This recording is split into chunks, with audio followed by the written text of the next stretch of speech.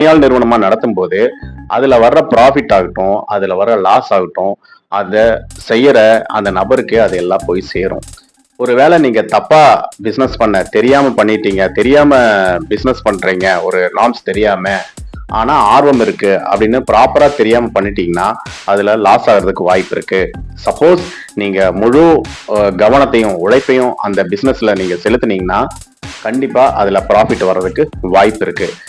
சரி, இப்போ நம்ம எப்படி ஒரு ப்ரொப்ரியேட்டர் பிசினஸ், அதாவது தனியார் நிறுவனத்தை எப்படி தொடங்கலாம் அப்படிங்கறத நம்ம இந்த பதிவுல பார்க்க போறோம்.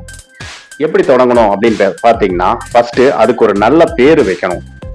ப்ரொப்ரியேட்டர் ஃபேம்னாவே ஒரு நல்ல பேர் இருக்கணும். ஒரு ஃபேம் ஸ்டார்ட் பண்றோம், அது ப்ரொப்ரியேட்டர் ஆகட்டும், அது பார்ட்னர்ஷிப் ஃபேம் ஆகட்டும், எல்லாத்துக்குமே ஒரு யூனிக் நேம் அந்த ஃபேமுக்கு நம்ம வைக்கணும். அப்பதான் 4 பேருக்கு அது ஒரு நல்ல ஒரு இமேஜை கிரியேட் பண்ணும்.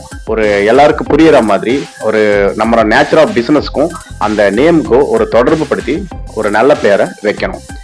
ரெண்டாவது, நம்ம ஒரு கணக்கு ஸ்டார்ட் பண்ணணும். அதாவது பேங்க் அக்கௌண்ட் ஸ்டார்ட் பண்ணணும். பேங்க் அக்கௌண்ட் எதுக்கு ஸ்டார்ட் பண்ணணும் அப்படின்னு பாத்தீங்கன்னா, உங்களுக்கு வர்ற வரவு செலவு எல்லாமே அந்த பேங்க் அக்கௌண்ட்ல டிரான்சாக்ஷன் பண்றது நல்லது. ஏன்னு கேட்டீங்கன்னா, இப்போ நீங்க கையில கேஷ் வாங்குறது, கேஷ் கொடுக்கறது அப்படின்றதுன்னா அதுல ஒரு கண்ட்ரோல் இல்லாம போயிடும். இப்போ மேக்சிமம் இப்போ யூபிஐ டிரான்சாக்ஷன் வந்தங்காட்டி கேஷ் டிரான்சாக்ஷனே இல்லாம போயிடுச்சு.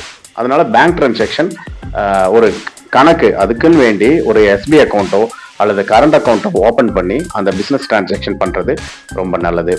அடுத்தது என்னன்னு பாத்தீங்கன்னா, ஒரு எம்எஸ்எம்இ ரெஜிஸ்ட்ரேஷன், அதாவது எஸ்எஸ்ஐ சர்டிபிகேட் அப்படிம்பாங்க, ஒரு லைசன்ஸ் வாங்கணும்.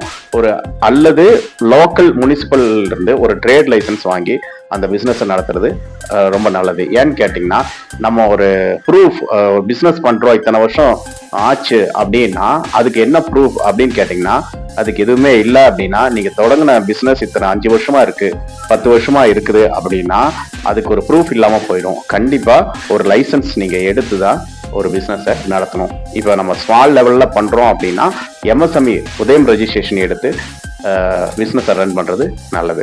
அடுத்த பாயிண்ட் என்னன்னு பாத்தீங்கன்னா, GST registration. GST registration goods and service டாக்ஸோட லைசன்ஸ், அதையும் வாங்கி நம்ம ரன் பண்றது ரொம்ப நல்லது. ஏன்னு கேட்டீங்கன்னா, இப்போ ஒரு பர்டிகுலர் டர்ன் ஓவர்